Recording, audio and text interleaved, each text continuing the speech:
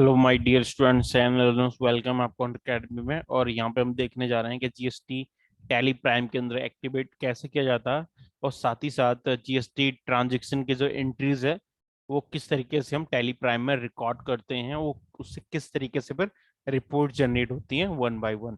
तो स्टार्ट करते हैं। तो सबसे पहले हम टैली प्राइम सॉफ्टवेयर ओपन करेंगे। यहाँ पे हम एक कंपनी क्रिएट कर लेते हैं। कंपनी जाके क्रिएट, जैसे हमें यहाँ पे पीपीटी में बताया गया है कि हमें आकाश इलेक्ट्रॉनिक्स प्राइवेट लिमिटेड नाम से कंपनी क्रिएट करनी है। थोड़ा सा हम चेंजेस करेंगे इसमें। आकाश इलेक्ट्रॉनिक्स प्राइवेट लिमिटेड। स्टेट हम इसका कर्नाटक की जगह मध्य प्रदेश करेंगे, क्योंकि हम एमपी में हैं। और जो उसका ईयर था वो 1 अप्रैल 2020 था, उसको हम 22 करेंगे, क्योंकि ये पुराने पीपीटी अपडेट नहीं हुई है। कंट्रोल इसे मैं सेव कर दूंगा। बस यहाँ पे मुझे इतना सा काम करना होता है कम्युनिकेट करते समय। अब यहाँ पे जो ध्यान ध्यान देने योग्य बात है वो है आपका जीएसटी। तो यहाँ पे आपको जीएसटी एप्लीकेबल करना है। वैसे यस ही रहता है, बाय द वे यस नहीं है तो आप यस कर सकते हैं। Madhya Pradesh regular. Other territory में तो यूनियन टेरिटरी, इसको नो ही रखते हैं। अगर यस कर दोगे तो यूटी जीएसटी आएगा एसजीएसटी की जगह। उसके बाद एप्लीकेबल 1 अप्रैल 2022 से होगा। यहाँ पे जीएसटी नंबर डालेंगे जो हमारा जीएसटी नंबर है। तो फॉर एग्जांपल यहाँ पे मैं एक नंबर डाल दे रहा हूँ।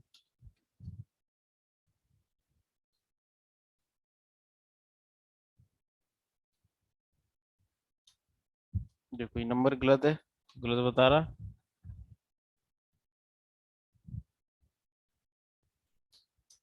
ठीक है, तो इंडिकेट भी आपको कर देता है कि अगर आप गलत नंबर डालते हैं एक फार्मूला के थ्रू। तो यहाँ पे रिटर्न आप मंथली फाइल करोगे R1 की क्वार्टरली फाइल करो, यहाँ पे डिसाइड करो जैसे मुझे मंथली फाइल करना है। ई वे बिल फिलहाल मैं नो कर दूंगा, और ई इनवॉइस फिलहाल मैं नो कर दूंगा। ये हम आगे आने वाले लेवल्स में सीखेंगे, ई इनवॉइस और ई बिलिंग। मैंने दोनों को नो कर दिया और कंट्रोल ही करता हूँ। बस मेरा यहाँ पे इतना काम हो गया। अब मुझे यहाँ पे लीजर्स क्रिएट करने पड़ेंगे। पहले हम देख लेते हैं एंट्री हमें क्या बताई गई है, कि वो बिजनेस करता है कंप्यूटर या टेलीविजन ब्रांड्स का, टेलीविजन का मल्टी, जिसपे 18% जीएसटी है। तो किस तरीके से अपने बिजनेस में जीएसटी मैनेज करेगा वो हमें देखना है। तो देखो ये हमने कंपनी क्रिएट कर लिया, फर्स्ट स्टेप तो हमारा हो ही गया। जीएसटी भी हमने इनेबल कर दिया। अब हमें ये एंट्री करना है कि उसने 10 लाख रुपए के बिजनेस से कैश के साथ, बैंक बैलेंस के साथ बिजनेस स्टार्ट किया। तो इसको कैसे करेंगे देखते हैं। 10 लाख रुपए का पूंजी इन्वेस्ट किया आकाश ने अपनी कंपनी को रन करने के लिए। आकाश उस कंपनी का एमडी है, मैनेजिंग डायरेक्टर। तो इसके लिए एंट्री कैसे करेंगे, तो उसके लिए हम सिंपल है, हम बाउचर्स में आएंगे, रिसीव बाउचर्स, और हम यहाँ पे ही लीजर क्रिएट करेंगे। हम बैक जाके भी कर सकते हैं, लेकिन शॉर्टली हमारे पास तरीका आप देख सकते हैं कि जैसे अब लीजर्स पे आए हो, लीजर बना हुआ नहीं है तो यहाँ पे क्रिएट का ऑप्शन है। अदरवाइज Alt+C करेंगे तो भी आप लीजर, सेकेंडरी लीजर यहाँ पे क्रिएट कर सकते हैं एंट्री करते समय बाउचर्स में। और आप क्रिएट पे भी क्लिक करके कर सकते हैं। ये क्रिएट वाला जो ऑप्शन है आपको सिर्फ टैली प्राइम में मिलता है। टैली RP9 को आपको Alt+C करना पड़ता है। तो टैली RP9 में हम Alt+C करते हैं, और टैली प्राइम में हम Alt+C से भी कर सकते हैं। और हमारे पास क्रिएट का ऑप्शन दिया, उस पर क्लिक करके भी हम कर सकते हैं। तो यहाँ पे सबसे पहले हम बनाएंगे एक तो बैंक अकाउंट का ledger, axis bank current account, under रहेगा ये बैंक ग्रुप के। कंट्रोल से मैं सेव कर देता हूँ, बस इतना ही करना। कितने रुपए, तो सॉरी कैपिटल को रीड करना, तो यहाँ पे मैं डाल दूंगा कैपिटल। अंडर कैपिटल बनेगा तो 10 लाख रुपए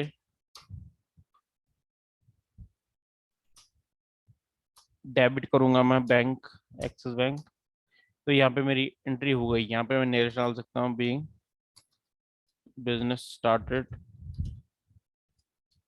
with cash, sorry with bank. ठीक है, ये हमारा एंट्री हो गया, फर्स्ट एंट्री।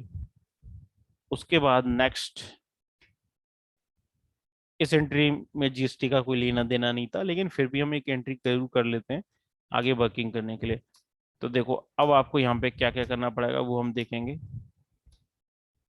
सबसे पहले आपको एक पार्टी का लीजर क्रिएट करना पड़ेगा, पार्टी का, जिससे आप गुड्स परचेज करोगे। तो यहाँ पे मैं परचेज वाउचर में आता हूँ, या फिर हम डायरेक्टली क्रिएट में आते हैं।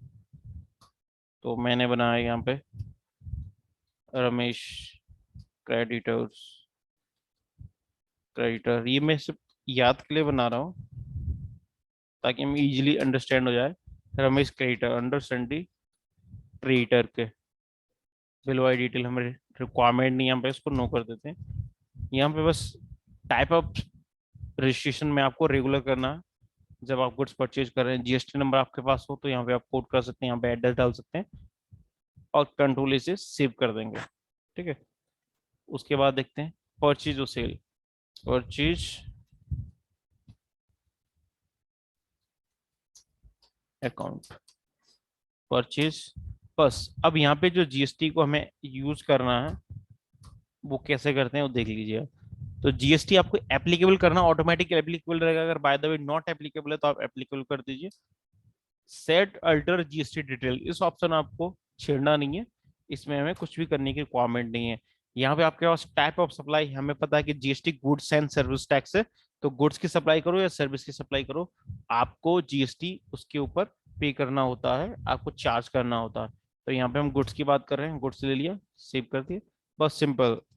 इसी तरीके से sales, under sales GST applicable, और सेल अल्टर जीएसटी डिटेल नो ही रहने दें आप, और टाइप ऑफ सप्लाई इसमें कर दीजिए आप गुड्स, और सेव कर दीजिए। उसके बाद नेक्स्ट हम बनाएंगे टैक्स के लेजर्स। तो टैक्स में हमारे पास सीजीएसटी, एचजीएसटी, आईजीएसटी तीन है। तो सबसे पहले मैं आईजीएसटी का क्रिएट करता हूँ, IGST under duty and taxes, और टाइप ऑफ ड्यूटी और टैक्स में मिलेंगे जीएसटी। अब देखो आई है तो आई फॉर इंटीग्रेटेड टैक्स, और यहाँ पे भी हम जीएसटी का परसेंटेज नहीं डालेंगे। आप सोच रहे होंगे कि सर लेजर में भी नहीं डाला, परचेज के लेजर में, सेल के लेजर में, यहाँ भी नहीं डाला, तो डालेंगे कहाँ? तो हम इसको डालेंगे जब हम स्टॉक आइटम क्रिएट करेंगे उस समय। सेव कर दिया। उसके बाद इसी तरीके से CGST duty and taxes, GST C मतलब सेंट्रल, सेव कर दिया। उसके बाद SGST duty and taxes state,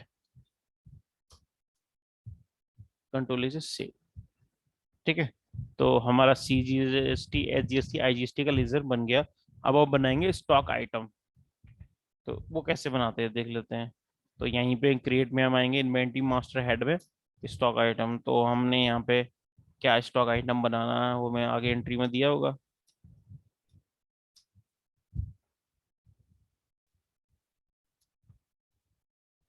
ठीक है, तो ये स्टेप्स है जहाँ पे मैं जीएसटी कॉन्फ़िगर हम कर सकते हैं, company level, stock level, stock item, accounting group level, accounting ledgers और ट्रांजैक्शन लेवल।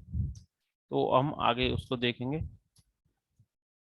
पहले जैसे मेरे पास ये एंट्री है, तो इसमें सैमसंग मुझे एक 32 इंच का स्मार्ट टीवी और फिलिप्स का 32 इंच का स्मार्ट टीवी क्रिएट करना है स्टॉक आइटम। तो कैसे करेंगे यहाँ पे? तो यहाँ पे सैमसंग, सैमसंग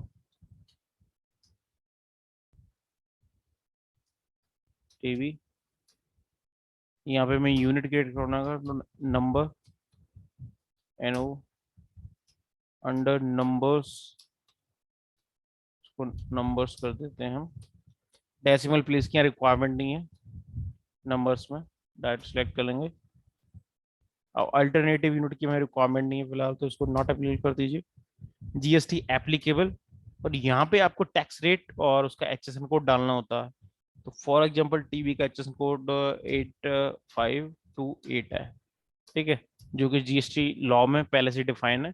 आप नेट पर सर्च कर सकते हैं एसपी प्रोडक्ट का एचएसएन कोड, और आप इसकी बुक भी मार्केट में अवेलेबल है, तो उसमें सारे एचएसएन कोड आपके दिए रहते हैं। और जब आप फर्स्ट टाइम गुड्स कोई परचेज करोगे तो जो परचेज का इनवॉइस आएगा उसमें भी लिखा रहता है एचएसएन कोड, तो आप वहां से भी ले सकते हैं, कोई टेंशन लेने की जरूरत नहीं है। तो यहाँ पे हमने सिर्फ एचएसएन कोड डाला है, और टाइप ऑफ कैलकुलेशन में वैल्यू ले लिया हमने, ऑन वैल्यू, उसके बाद टैक्सेबिलिटी हमारे पास तीन है, एग्जम्प्टेड, रिलेटेड और टैक्सेबल। अगर कोई गुड्स जिस पे टैक्स नहीं है, टैक्स फ्री है, तो वो एग्जम्प्टेड में आएगा। रिलेटेड, अगर हम किसी गुड्स को एक्सपोर्ट कर रहे हैं तो वो रिलेटेड में आता है। और अगर कोई गुड्स टैक्सेबल है जिस पे हमें टैक्स चार्ज करना है तो उसे हम टैक्सेबल लेंगे। तो टीबी हमारा टैक्सेबल है 18%। आईजीएसटी में डाला तो ऑटोमेटिक सीजीएसटी एचजीएसटी में डिवाइड हो गया। सेस फिलहाल हम खाली छोड़ रहे हैं, आगे आने वाले चैप्टर में जब हम तम्बाकू या सिगरेट के सेल करेंगे तो उसमें हम सेल्स भी चार्ज करेंगे। साथ में कार्स जो महंगी कार होती है तो उसमें भी सेस चार्ज किया जाता है, और कंट्रोल से शिप कर देंगे। और टाइप ऑफ सप्लाई में गुड्स ले लेंगे। सिंपल, हमारा टीवी क्रिएट हो गया सैमसंग का। उसके बाद फिलिप्स का है, Philips smart TV, same process, GST applicable, HSN code. Description में भी आप डिस्क्रिप्शन डाल सकते हैं प्रोडक्ट के बारे में क्या है।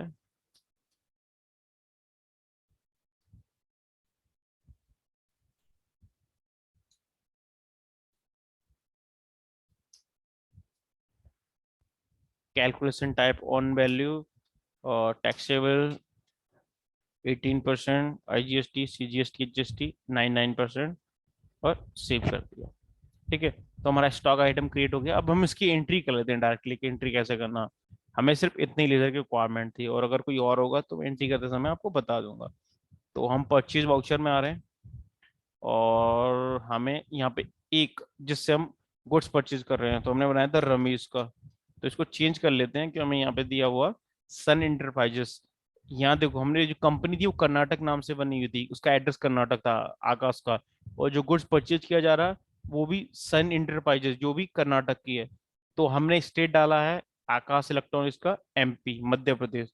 तो हम सन जो इंटरप्राइजेस है इसका भी जो स्टेट डालेंगे वो डालेंगे मध्य प्रदेश ही। तो हम इसको सन कर देते हैं, सन इंटरप्राइजेस सिंडिकेटर एमपी, और सेव कर दीजिए। कंट्रोल ए, कंट्रोल ए। उसके बाद यहाँ पे देखो कंट्रोल प्लस एच करेंगे, हमारे पास तीन मोड होते हैं। आइटम इनवॉइस मोड, जिसमें हम आइटम के साथ में एंट्री करते हैं। तो जीएसटी की जो हम एंट्री करने वाले हैं मैं आपको बता रहा हूँ, तो वो विद आइटम होंगी। तो हम यहाँ पे लेंगे आइटम इनवॉइस मोड, ये ले लिया। तो अब हमारी टीवी जो बनी हुई है हम ले लेते हैं एक एक करके। पहले Samsung TV, quantity of 5, amount है 16,000 रुपये। ठीक है, तो यहाँ पे हमने परचेज का लेजर क्रिएट किया हुआ, ऑटोमेटिक आएगा। उसके बाद बात करते हैं फिलिप्स। तो फिलिप्स की भी 5 टीवी, रेट है 15,000 रुपये के हिसाब से। उसके बाद हम सीजीएसटी चार्ज करेंगे और एचडी चार्ज चार्ज करेंगे। तो आप देख सकते हैं ऑटोमेटिक सीजीएसटी और एचजीएसटी आपके जो वैल्यू के ऊपर लग गया है। ये टैक्सेबल वैल्यू ये बोली जाती है। तो सामान की कीमत टैक्सेबल वैल्यू होती है। तो 1,55,000 सामान की कीमत है, और ये इसके ऊपर टैक्स है जिसे बोलेंगे हम इनपुट टैक्स क्रेडिट, क्योंकि हम परचेज कर रहे हैं गुड्स को। तो ये हमारा इनपुट टैक्स क्रेडिट हो गया। और टोटल जो बिल वैल्यू है वो आप देख सकते हैं यहाँ पे 1,82,900 रुपये आ रहा है। इसको कंट्रोल से सेव कर देंगे। तो सिंपल प्रोसेस था। इस तरीके से आप किसी भी प्रकार के स्टॉक आइटम्स ग्रुप को क्रिएट करके उसकी एंट्री कर सकते हैं। हम देखते हैं नेक्स्ट एंट्री क्या।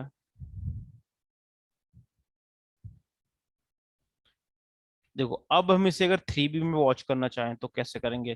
तो सिंपली स्टेप, आप गो टू में जाएं तो 3B टाइप कर दें, 3B। तो देखो आप 3B में आपको एलिजिबल आईटीसी टेबल में दिख रहा है सीजीएसटी 13,950 और एचजीएसटी 13,950।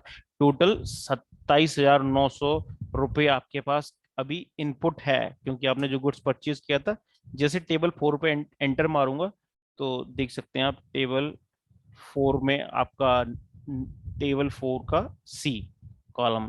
तो सी कॉलम में क्या है, नेट आपका आईटीसी। तो ये आपका 13,500 है, क्योंकि हमने कोई रिवर्सल नहीं किया। ए में आता है जो आईटीसी हमने अवेल किया है। तो आप देख सकते हैं ऑल अदर आईटीसी 13,950। अगर रिवर्स किया होता तो लेस हो जाता, वो फिर नेट में आता। तो रिवर्स कुछ किया नहीं, इसलिए यहाँ पे हमारे पास नेट में फिलहाल आ रहा 13,950, 13,950। तो अगर विद इन स्टेट ट्रांजेक्शन होता, इंट्रा स्टेट ट्रांजेक्शन होता, तो इस तरीके से आपको इनपुट का क्रेडिट मिलता है। तो ये हमारा एंट्री हो गया परचेज का। सिंपल स्टेप था, गो टू में गए थे हम, हमने 3V टाइप किया था, डायरेक्टली हम 3V में पहुंच गए थे, टेबल 4 एलिजिबल आईटीसी। और यहाँ पे आप देख सकते हैं हमारा जो एलिजिबल आईटीसी है वो हमारे सामने आ गया था। अब उसके बाद देखते हैं नेक्स्ट एंट्री हमें क्या बताई गई है यहाँ पे। देखो नेक्स्ट एंट्री आप उस गुड्स को कैश में क्रेडिट में सेल कर रहे हैं, प्री अप्लायंसेस को, जो भी कर्नाटक का है, और हमने मध्य प्रदेश किया तो मैं मध्य प्रदेश करेंगे। तो अब उसको सेल करना है हमें, सॉरी परचेज हमने किया, और तो सोनी का इस बार किया, तो क्रिएट कर लेते हैं। तो हम बनाएंगे प्रिया अप्लायंसेस सिंडिकेटर, एमपी डालेंगे। स्टॉक आइटम यहीं पे क्रिएट करते हैं, Sony 32 inch TV, smart TV.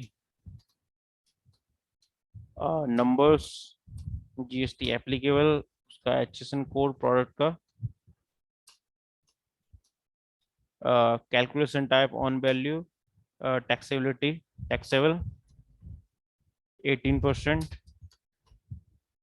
और गुड्स सेव कर देंगे। क्वांटिटी 10, प्राइस क्या है, 18,000 रुपये का एक टीवी है। CGST HGST. तो यहाँ पे देख सकते हैं इस इनवॉइस में भी हमने पहले हमने फिलिप्स का और सैमसंग का टीवी परचेज किया, इस बार हमने किया सोनी का 32 इंच का टीवी। तो उसमें भी ऑटोमेटिक जीएसटी जो टैक्स है वो लग गया है। तो इतना सिंपल है। अब हम आगे देखते हैं।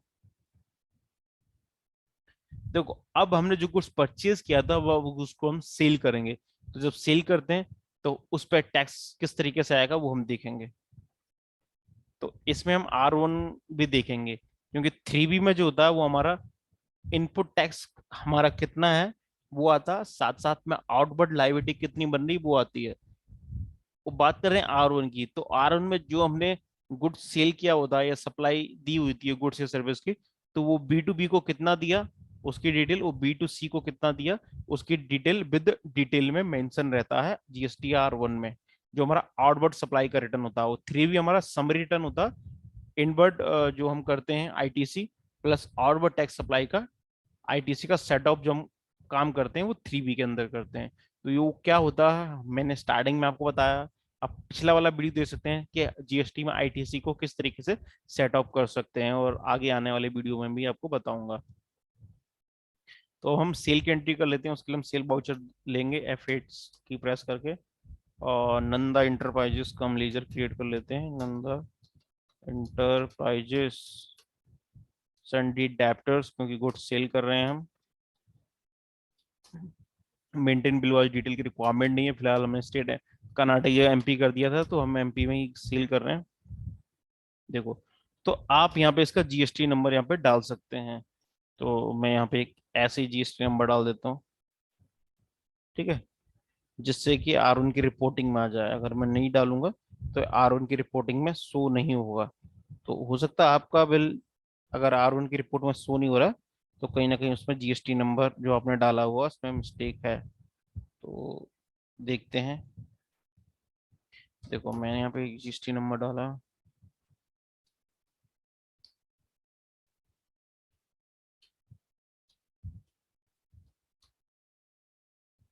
ठीक है। और गुड्स हमारा क्या है, देखो सैमसंग टीवी हम सेल कर रहे हैं उसको 2 नंबर, और उनका प्राइस रहेगा 17,000 रुपये प्लस टैक्स सेल। उसके बाद सोनी स्मार्ट टीवी 5, अमाउंट रहेगा 19,000 रुपये। उसके बाद जीएसटी सीधा चार्ज कर देंगे, ठीक है। तो आप देख सकते हैं ऑटोमेटिक जीएसटी चार्ज हो गया है। तो अब हम देखेंगे। तो फर्स्ट स्टेप हमारा यहाँ पे हो गया, हमने रिकॉर्ड कर लिया जीएसटी आउटवर्ड सप्लाई का। सेव कर लेते हैं, पेज अप करेंगे तो इस तरीके से आपका एंट्री आ जाएगा। अब इसका आपको प्रिंट करना है, तो प्रिंट कैसे करते हैं, अल्ट पी करेंगे प्रिंट। और देखो यहाँ पे आपको तीन ऑप्शन मिले हैं, प्रिंट, कॉन्फ़िगर, प्रीव्यू। तो आपको प्रिंट डायरेक्ट निकालना तो प्रिंट पे क्लिक कर सकते हैं, अदरवाइज आप प्रीव्यू देख सकते हैं। देखो तो इस तरीके से ऑटोमेटिक आपका टैक्स इनवॉइस बन जाएगा, जो कि हमने थ्योरेटिकल पार्ट में पढ़ा था कि जब हम ऐसे गुड्स को सेल करेंगे जिस पे टैक्स है तो हम उसको बोलेंगे टैक्स इनवॉइस। तो आप देख सकते हैं यहाँ पे आपको टैक्स इनवॉइस लिखा आ रहा, तो अगर ये टैक्स फ्री गुड्स होता तो यहाँ बिल ऑफ सप्लाई लिखा आता। ये देख सकते हैं आप, HSN कोड आ रहा है प्रोडक्ट का, उसके अलावा उसका रेट आ रहा है, क्वांटिटी आ रहा है, टैक्सेबल वैल्यू आ रहा है और टोटल टैक्स आ रहा है। तो इस तरीके से आप क्रिएट करके देख सकते हैं। बैक करेंगे, सेव कर लीजिए। अब देखो इसको हमने एक रिकॉर्ड कर लिया, अब इसको प्रिंट भी देख लिया, प्रीव्यू देख लिया, और इसके बाद हम इसको R1 और 3B में चेक करेंगे। तो सबसे पहले 3B में चेक करते हैं। तो देखो आप, जो आपने परचेज किया था वो आपका एलिजिबल ITC में आ गया था, और जो आपने सेल किया गुड्स वो आपका आउटवर्ड सप्लाईज में आ जाएगा। आप एंटर मार के चेक कर सकते हैं। देखिए आप, outward supply other than zero rated exempted, तो देखिए आप ये आ गया। नंद इंटरप्राइजेस को आपने सेल किया गुड्स 1,32,000 रुपये का, 11,610, 11,610 उस पर टैक्स हो गया। तो इस तरीके से हम इजिली रिटर्न प्रिपेयर कर सकते हैं अपना 3B और GST R1। अब R1 की बात करें तो यही R1 पे चलते हैं।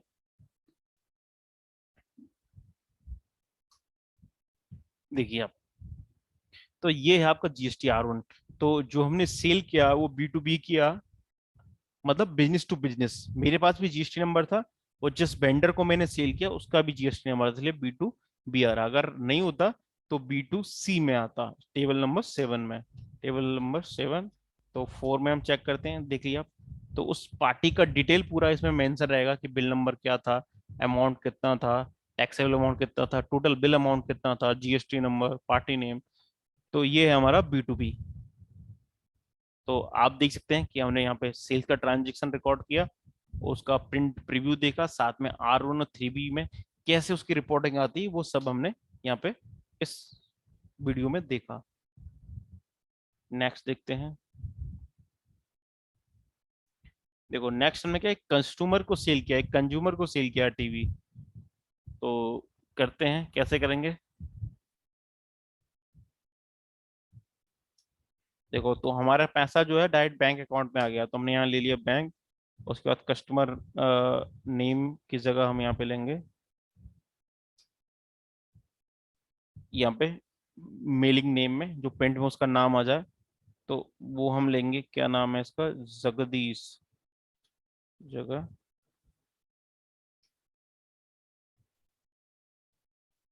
Axis bank, Jagdish.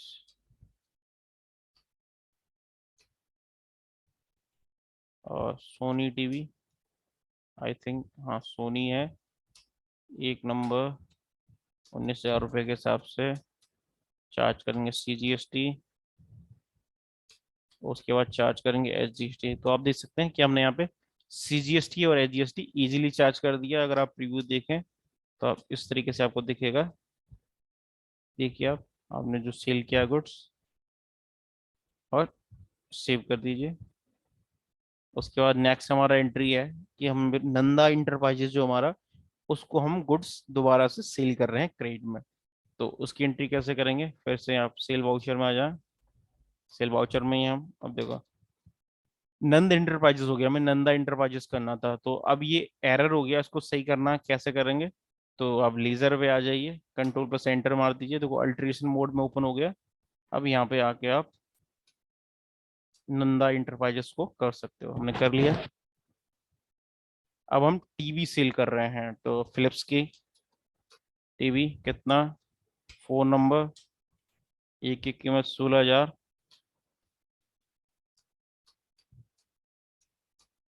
उसके बाद बात करते हैं सोनी टीवी 4। उसके बाद हम चार्ज करेंगे CGST और HGST। ठीक है, तो आप देख सकते हैं ये भी आपका एक इनवॉइस क्रिएट हो गया। ठीक है, तो इस तरीके से हम GST वाले इनवॉइस का परचेज और सेल दोनों का रिकॉर्ड टैली के अंदर कर सकते हैं। और जो हमने रिकॉर्ड कर लिया इसी के बेसिस पे अगर आप रिपोर्ट जाके चेक करोगे तो 3B में देखना आपका आउटवर्ड जो टैक्स लायबिलिटी वो बढ़ गया हो। देखो 2,88,000 हो गया ना, क्योंकि इसमें दो बिल हैं, एक तो नंदा इंटरप्राइज को 2 टाइम्स आपने सेल किया, साथ में जगदीश को भी सेल किया हुआ, बैंक अकाउंट में डायरेक्ट उसने पैसे डाले हुए हैं।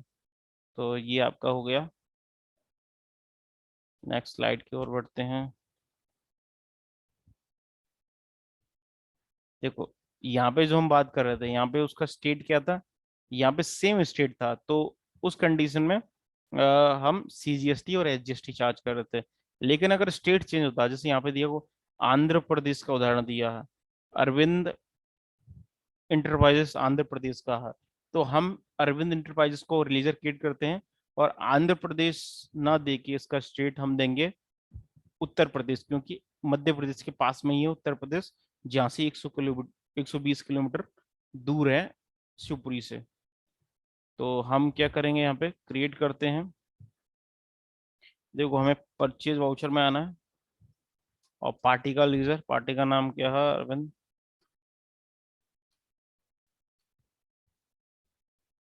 अरविंद इंटरप्राइजेस, अरविंद इंटरप्राइजेस हमारा सन्ड्री क्रेडिटर, क्योंकि गुड्स परचेज कर रहे हैं हम, और उसका स्टेट है उत्तर प्रदेश। एंट्री में आपको आंध्र प्रदेश दिया हुआ है, ये देखिए आप। अब यहाँ पे नेम ऑफ स्टॉक आइटम तो फिलिप्स की स्मार्ट टीवी है, हम परचेज कर रहे हैं 2 नंबर 15,000 रुपये के हिसाब से, प्लस सोनी टीवी ये हम करें 2 क्वांटिटी 18,000 रुपये के हिसाब से। और अब आप देखोगे यहाँ पे CGST चार्ज करोगे तो चार्ज नहीं होगा, क्योंकि ये इंट्रा स्टेट ट्रांजेक्शन नहीं है, मतलब विद इन स्टेट नहीं है, अदर स्टेट में है, आउटर स्टेट में है, तो यहाँ लगेगा इंटर स्टेट, मतलब इंटर स्टेट सप्लाई जब होती है तो उसमें IGST हम चार्ज करेंगे, इंटीग्रेटेड टैक्स। तो आप देख सकते हैं 11,880 रुपये इंटीग्रेटेड टैक्स लग गया है, हमारा परचेज हो गया।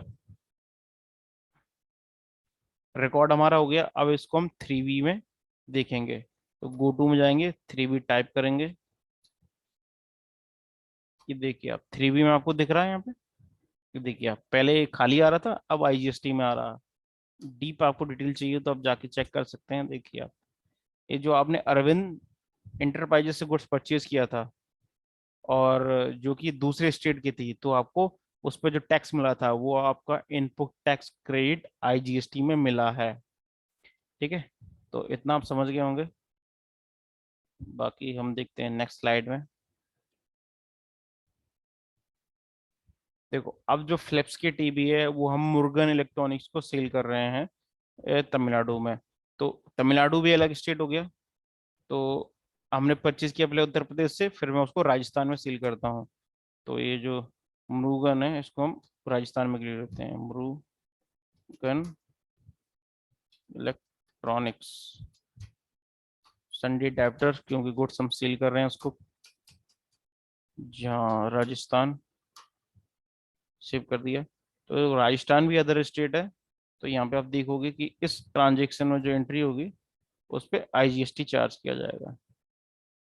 टीवी फिलिप्स 2 नंबर 16,000 लगाओगे, अब CGST नहीं, यहाँ पे लगेगा IGST, क्योंकि इंटर स्टेट ट्रांजेक्शन है। इंटर स्टेट ट्रांजेक्शन होता तब CGST एडजस्ट लगता। अगर राज्य के बाहर कोई गुड्स का आपने सप्लाई दिया है तो उस पे IGST चार्ज किया जाएगा, जैसे परचेज पे था ITC, तो सेल पे। अब इसको हम 3B में जाके चेक करेंगे कि कैसे दिखता है। और प्रिंट प्रीव्यू आपको देखना हो तो इजी है, इस टैब को फॉलो करके आप प्रिंट प्रीव्यू देख सकते हैं अपना, और साथ ही प्रिंट पे क्लिक करके डायरेक्ट यहाँ से प्रिंट भी निकाल सकते हैं। सेव कर देता हूँ। उसके बाद हम इसका 3B में देखेंगे। 3B तो देखिए अब IGST तो आ ही रहा था हमारा ITC में, IGST इंटीग्रेटेड टैक्स। अब हमारा आउटवर्ड टैक्स लाइबिलिटी में भी 5,760 रुपये आ रहा है आउटवर्ड टैक्स लाइबिलिटी का।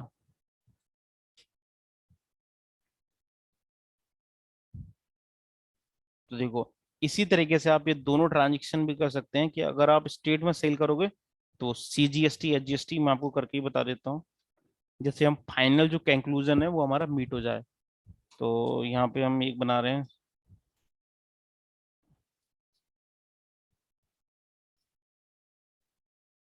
श्रीनाथ, श्रीजीनाथ एंटरप्राइजेस, स्टेट दे दिए इसको कर्नाटक, केरल है दिया हुआ, तो केरल की जगह हम उसको देंगे दिल्ली,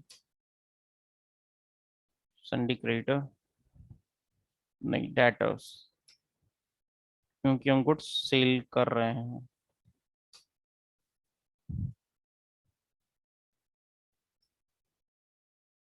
सोनी दो 19,000 रुपये के हिसाब से तो चार्ज करेंगे CGST और चार्ज करेंगे HGST। ठीक है, तो सॉरी केरल है, वो हमने मध्य प्रदेश डाला हुआ, तो इसको हमने दिल्ली डाला होता, फिर देखिए अब क्या होता, क्योंकि हमें ये इंटर स्टेट ट्रांजेक्शन बुक करना है, इंट्रा नहीं। तो देखिए आप, तो यहाँ पे हमें चेंज करना पड़ेगा दिल्ली। तो देखिए आप प्लेस ऑफ सप्लाई का कितना इंपॉर्टेंट है, जो कि मैंने पहले भी आपको बताया था कि जो प्लेस सप्लाई कहाँ हो रहा गुड्स का, उसी के अकॉर्डिंग टैक्स का डिटरमाइन किया जाएगा। जैसे यहाँ पे हमने दिल्ली डाला, तो ये गवर्नमेंट, दिल्ली गवर्नमेंट को टैक्स मिलेगा, इसलिए बहुत जरूरी है आप प्रॉपर टैक्स वो डालें, ताकि आपको आगे प्रॉब्लम फेस ना करनी पड़े आने वाले टाइम में। देखिए आप IGST चार्ज करेंगे तो हो जाएगा। तो टैली भी आपको हेल्प करता है कि अगर आप इस तरीके की मिस्टेक करते हैं तो उससे आप बच सकें। तो बाकी आप थ्योरेटिकल वीडियो एक बार दोबारा रिपीट करके देखोगे तो ये एंट्री का कॉन्सेप्ट आपका क्लियर हो जाएगा। उसके देखो with in state Nanda enterprises को सेल कर रहे हैं, तो simple Nanda enterprises,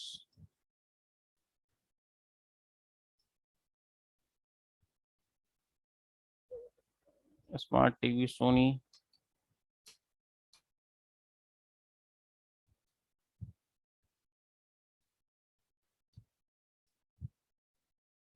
Shri number 17,000 रुपये के हिसाब से चार्ज करेंगे CGST HGST, क्योंकि विद इन स्टेट ट्रांजेक्शन है इसीलिए, और सेव करेंगे।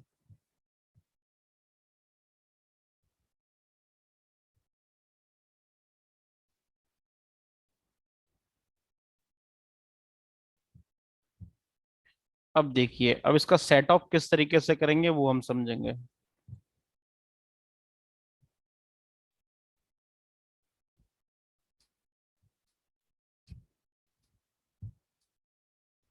देखो, हमने देखा था कि अगर IGST में हमारे पास टैक्स क्रेडिट है तो उसका हम किस किस से किस किस लाइबिलिटी को सेट ऑफ करने में या पे करने में यूज कर सकते हैं।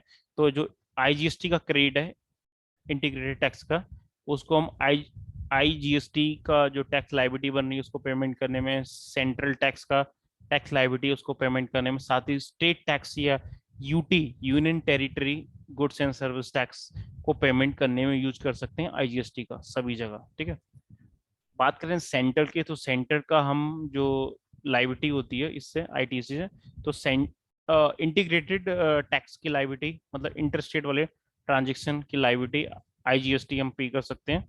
उसके अलावा CGST भी पे कर सकते हैं, फर्स्ट पहले IGST, उसके बाद फिर central goods and service tax CGST। State की बात करें या UT की बात करें तो इंटीग्रेटेड, और यहाँ पे सेंट्रल टैक्स नहीं होगा, यहाँ पे होगा स्टेट टैक्स। और फर्स्टली हम इंटीग्रेटेड से लाइबिलिटी को एडजस्ट करेंगे, और जो बचती है उसको हम फिर स्टेट्स में एडजस्ट कर सकते हैं। तो यहाँ पे कंडीशन क्या है कि टैक्स हमारा कब बनता है, जब आपका जो क्रेडिट है वो कम हो टैक्सेबल लाइबिलिटी के। तो टैक्सेबल लाइबिलिटी आपकी मान लो निकल रही है 1,000 रुपये, वो आपके पास क्रेडिट है 500 रुपये का, तो आपको 500 रुपये का टैक्स गवर्नमेंट को पे करना पड़ेगा। और इसकी अपोजिट कंडीशन हो सकती है कि टैक्स लायबिलिटी आपके पास है 500 रुपये, वो आपके पास 1000 का आईटीसी है। तो बाकी जो आपका 500 रुपये का आईटीसी था, 500 तो टैक्स लायबिलिटी में एडजस्ट हो जाएगा, और 500 रुपये नेक्स्ट पीरियड के लिए आगे कैरी फॉरवर्ड हो जाएगा।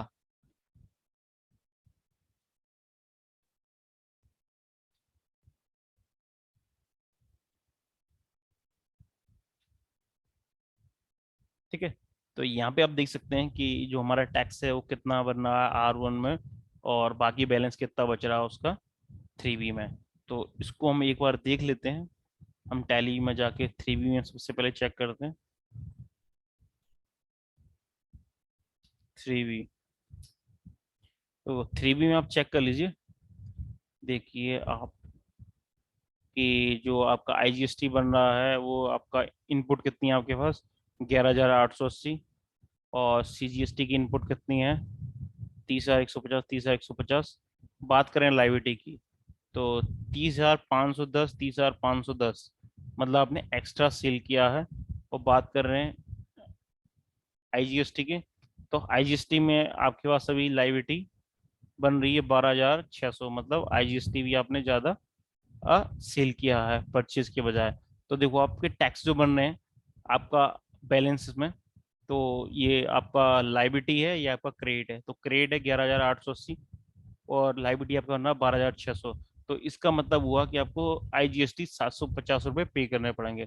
साथ ही साथ बात करें लाइबिलिटी की, तो सेंट्रल टैक्स की लाइबिलिटी आ रही है 30,510 रुपये, और आपका आईटीसी आ रहा है 30,150 रुपये, मतलब 360 आपका सीजीएसटी और एचजीएसटी का लाइबिलिटी बन गया है। ठीक है, तो इसको हम इस तरीके से क्रॉस कर सकते हैं डिटेल्स में। ठीक है, अब हम देखेंगे कि the liability of tax input tax credit and deposits of every registered taxable person is maintained and administrated on a common portal under the following accounts। तो हमारा जो आईटीसी होता है या टैक्स लाइबिलिटी होती है, वो अलग अलग उसके लीजर्स रजिस्टर रहते हैं जिसमें डिटेल रहती है। तो सबसे पहले हम देखते हैं electronic tax liability register. All the payment amount by the taxable person will debited to an electronic tax liability register। तो एक इलेक्ट्रॉनिक टैक्स लाइबिलिटी रजिस्टर होता है जिसमें हमारा जो भी टैक्स पेबल निकला वो सारा इसमें मेंशन किया हुआ रहता है। साथ ही हमारा होता इलेक्ट्रॉनिक क्रेडिट लेजर। तो the electronic credit ledger will be maintained for each taxable person registered on the common portal. तो जो भी कॉमन पोर्टल पर रजिस्टर्ड है टैक्स पेयर, उसको ये फैसिलिटी प्रोवाइड की जाती है कि वो इलेक्ट्रॉनिक क्रेडिट जो है उसको यूज कर सकता है, उसका रजिस्टर लेजर मेंटेन होता है, ताकि उसे पता चल सके कि उसने कितना जो गुड्स परचेज किया सेल किया, तो 3B को सेट अप करने के बाद कितना बैलेंस बच रहा उसके पास। साथ ही होता है हमारा इलेक्ट्रॉनिक कैश लेजर। तो जो हमें टैक्स गवर्नमेंट को जमा करना होता है, वो इंटरेस्ट हो या टैक्स हो या फिर लेट फीस के रूप में, तो वो सारा हमारा कैश लेजर में मेंशन किया हुआ रहता है, और यहीं से वो सेट ऑफ होता है।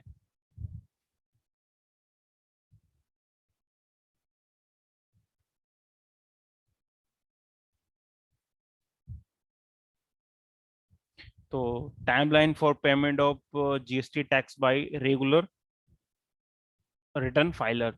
तो जो रेगुलर रिटर्न फाइलर है, हालांकि इसमें चेंजेस है थोड़ा सा, वो मैं आपको बता देता हूँ। तो रेगुलर जो टैक्स फाइलर है उसको हर मंथ की 20 तारीख तक जीएसटी रिटर्न और टैक्स जमा करना रहता है। लेकिन अगर आपका टर्नओवर 5 करोड़ से कम है, तब उस कंडीशन में आप 25 तारीख तक टैक्स रिटर्न फाइल कर सकते हैं, और हर 3 महीने क्वार्टरली में रिटर्न फाइल कर सकते हैं जीएसटी का। तो जो टैक्स होता है हमारा, उसको हम ऑनलाइन ऑफलाइन दोनों मोड में पेमेंट कर सकते हैं। ऑनलाइन में हम net banking, credit card, debit card, NFT, RTGS, IMPS का यूज करके जीएसटी टैक्स जो बन रहा है उसको पेमेंट कर सकते हैं। और ऑफलाइन की बात करें तो कैश, चेक और डीडी की हेल्प से हम जो हमारे ऊपर टैक्स लायबिलिटी आ रही थी उसका पेमेंट कर सकते हैं।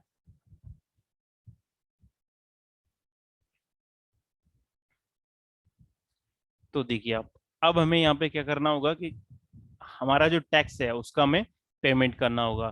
तो इसके लिए हमें क्या करना पड़ेगा कि हम पेमेंट वाउचर में जाएंगे और पेमेंट, देखिए अब हम देखेंगे किस तरीके से जो ट्रांजेक्शन है इसकी हम एंट्री कर सकते हैं। तो आपको पेमेंट वाउचर में जाना है और डेबिट हम करेंगे IGST। तो आप देख सकते हैं आपका जो बैलेंस आ रहा था वो आपको यहाँ पे दिख ही रहा।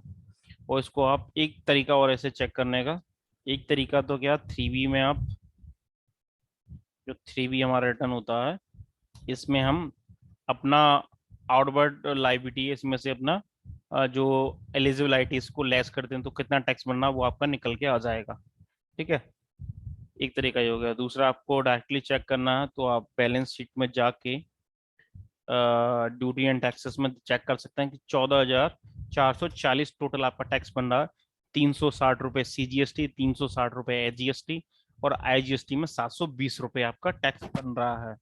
तो इसका पेमेंट कैसे करेंगे, पेमेंट वाउचर में हम जाएंगे, डेबिट करेंगे IGST 720, डेबिट करेंगे CGST 720, डेबिट करेंगे SGST 720, सॉरी 720 नहीं है, 360 है हमारा CGST HGST। देख सकते हैं आप जो बैलेंस था वो जीरो भी हो रहा है क्योंकि हमने टैक्स लाइबिलिटी हमारे ऊपर निकल थी, हम उसको पेमेंट कर दे रहे हैं through axis bank.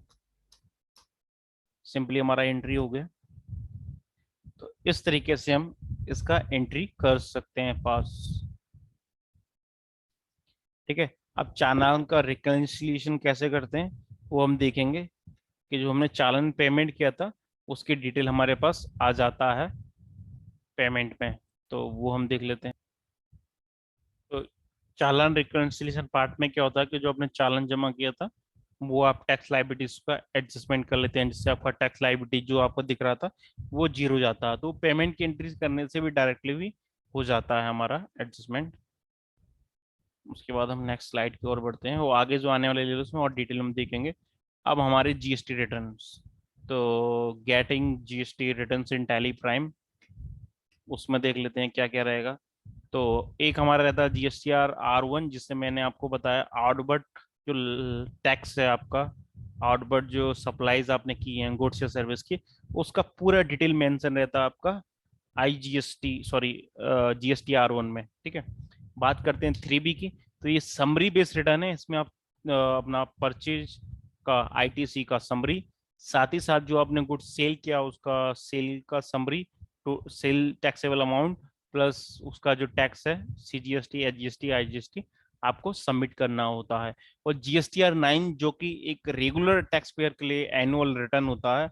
R1 3B monthly आपको फाइल करने पड़ते हैं, और 5 करोड़ से नीचे कम टर्नओवर है तो क्वार्टरली भी फाइल कर सकते हैं, लेकिन चालान आपको हर महीने जमा करना पड़ेगा। और साल के एंड में GSTR 9 आपको फाइल करना होगा, जिसकी ड्यू डेट रहती है सितंबर से लेकर दिसंबर के बीच। आप उसको इजिली फाइल कर सकते हैं एनुअली।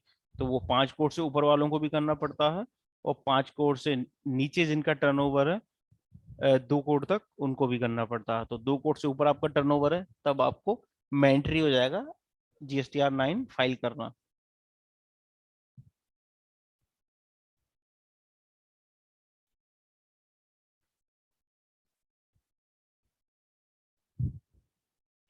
तो हम GSTR 1 देख लेते हैं। तो शॉर्टली तो मैंने आपको बता ही दिया कि क्या होता, लेकिन यहाँ पे डिटेल और मेंशन किया गया तो उसको और देख लेते हैं। तो GSTR 1, तो GSTR 1 इज अ मंथली और क्वार्टरली। ठीक है, मंथली भी आप फाइल कर सकते हो और क्वार्टरली भी आप फाइल कर सकते हो as per your GST turnover, aggregate turnover. Aggregate turnover क्या होता है हमने पुराने वीडियो में, पिछले जो वीडियो बने हैं उसमें बताया था आपको, तो आप जाके चेक कर सकते हैं। तो एग्रीगेट टर्नओवर जो हमारा है, जो आउटवर्ड सप्लाईज है हमारी, उसकी डिटेल हम GSTR 1 में फाइल करते हैं। हम यहाँ पे बात करेंगे जो रजिस्टर्ड टैक्सेबल पर्सन है वो, उसको कंपलसरी होता है GSTR 1 फाइल करना अगर वो रेगुलर है तो। It enable you update the status of transaction in the return based on reconciliation status। तो इसके आधार पर हम रिकनसाइल कर सकते हैं अपनी डिटेल्स को, जो हमने ट्रांजेक्शन रिटर्न में फाइल किए थे वो जो हमारे पास हैं। और by default the GSTR 1 repeat bill display in a table, वो टेबल फॉर्मेट में हमें दिखती है जिस जो टेबल है उसमें B2B, B2C, credit note, register, credit note, unregistered, advance receive, tax adjustment and nail rated invoice, इस तरीके से टेबल्स आती हैं जो कि मैंने आपको बताया था। एक बार मैं आपको दिखा देता हूँ दोबारा से। GST-R1 ये देख लीजिए आप, ठीक है। तो इसमें देखो ये विदाउट जीएसटी वाला जो सेल हुआ वो यहाँ पे आया हुआ, जिसका जीएसटी नंबर नहीं है, जिसका जीएसटी नंबर है वो 3 इनवॉइस आपके यहाँ पे शो हो रहे हैं नंदा इंटरप्राइजेस के। उसके अलावा कुछ में अगर जीएसटी नंबर गलत होगा या कोई और मिस्टेक है तो आपको यहाँ दिख रहा है। देखो जैसे ये मैंने सप्लाई किया था, इसका जीएसटी नंबर गलत है, तो देखो बता रहा है भाई जीएसटी नंबर ने डाला नहीं है इसका, इसका भी नहीं डाला, श्री जीनाथ का। तो ये दोनों मेरे यहाँ आ रहे हैं गलत में। तो यहाँ पे आप रिकंसिलिएशन नीडेड और सर्टेन ट्रांजेक्शन में आके जीरो एरर हो तभी आप रिटर्न फाइल करें, अदरवाइज जो एरर हो उसको आप इस तरीके से ओपन कर सकते हैं और उस एरर को यहाँ पे जीएसटी नंबर अगर डाल देंगे तो ये हम एंट्री कर सकते हैं। ये एंट्री हमारी यहाँ टेबल्स में रिफ्लेक्ट हो जाएगी। तो ये तो था हमारा GST-R1।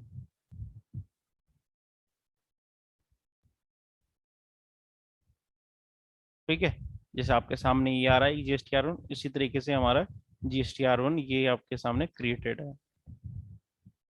यहाँ पे Alt F2 से आप पीरियड चेंज कर सकते हैं, किसी भी रिपोर्ट में जाके आपको पीरियड चेंज करना हो तो Alt F2 की का यूज करें आप।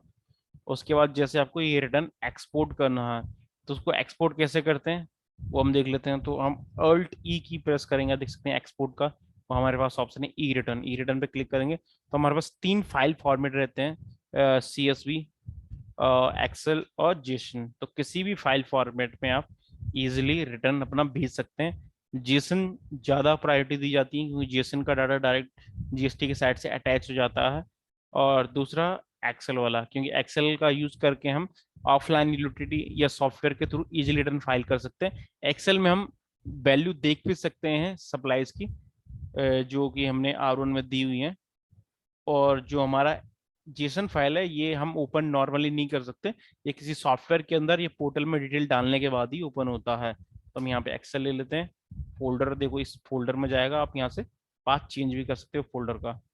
तो ठीक है, हमने फोल्डर यही ओके कर दिया। फाइल का नाम देख सकते हैं GST-R1, फिर जीएसटी नंबर, फिर मंथ, इस तरीके से लिखा हुआ आ रहा। उसके अलावा भी अगर आप डालना चाहें तो नाम आगे आप इंसर्ट कर सकते हैं, जैसे हम इसको कर दें आकाश GST-R1, ठीक है। HSN कोड की समरी आपको एक्सपोर्ट करनी है, यस। साथ में डॉक्यूमेंट नंबर जो आपने बनाए थे समरी उसकी यस करनी है, यस कर दिया और सेंड पे क्लिक कर दिया। तो ये देख सकते हैं आपका GST-R1 रिटर्न तैयार हो गया है। देखिए तो इसमें अलग अलग टेबल है B2B की, ये B2C, जिसमें भी ट्रांजेक्शन हुआ उसकी वैल्यू यहाँ पे आ रही होगी। HSN कोड देख लीजिए आप, HSN कोड टीवी था, एक ही पर था, 4 लाख टोटल टीवी है, टैक्सेल वैल्यू है, टैक्स है। डॉक्यूमेंट आपने देखो 6 नंबर आपके आउटवर्ड सप्लाईज के हैं, तो नंबर 1 to 6, टोटल 6, कैंसिल 0, अगर कैंसिल किया होता तो उसका नंबर यहाँ पे आता। तो ये था हमारा GST-R1 रिटर्न कि किस तरीके से हम GST-R1 क्रिएट कर सकते हैं। उसके बाद देखते हैं नेक्स्ट। देखो नेक्स्ट हम यहाँ पे बात करेंगे GST-R3B की। तो 3B हमारा एक इंट्रीम रिटर्न होता है, और regular dealer should use 3B to file a monthly return. तो रेगुलर जो डीलर होता है वो मंथली रिटर्न फाइल करने के लिए इसका यूज करता है। अगर 5 करोड़ से कम टर्नओवर है आपका तो आप क्वार्टरली भी 3B फाइल कर सकते हैं, कोई प्रॉब्लम नहीं है उसमें। बस अगर टैक्स की लायबिलिटी आती है तो हर मंथ जमा करनी पड़ेगी। और dealer who are covered QRMP will file the return on the quarterly basis, ये पॉइंट मैंने आपको बता ही दिया। It can be viewed in report format with tax computation detail. तो इसको हम टैक्स कंपुटेशन डिटेल आप देख लीजिए, इसमें जाके आप देख सकते हैं। तो ये आपका टैक्स कंपुटेशन तैयार हो गया है। तो ये एक तरीके से टैक्स कंपुटेशन होता है, इसी की बिहाफ पे डिसाइड होता है कि आप पे कितना टैक्स चार्ज किया जाएगा। अब 3B जनरेट कैसे करते हैं, एक आपका स्टेप है, गेट पहले से display more report, GST report, 3B summary में जाके कर सकते हैं। अदरवाइज डायरेक्ट गो टू में जाके 3B टाइप करेंगे तो भी आप जैसे मैंने किया था आप देख सकते हैं। तो देखिए आप लगभग इसी तरीके से आपको नज़ारा दिख रहा है।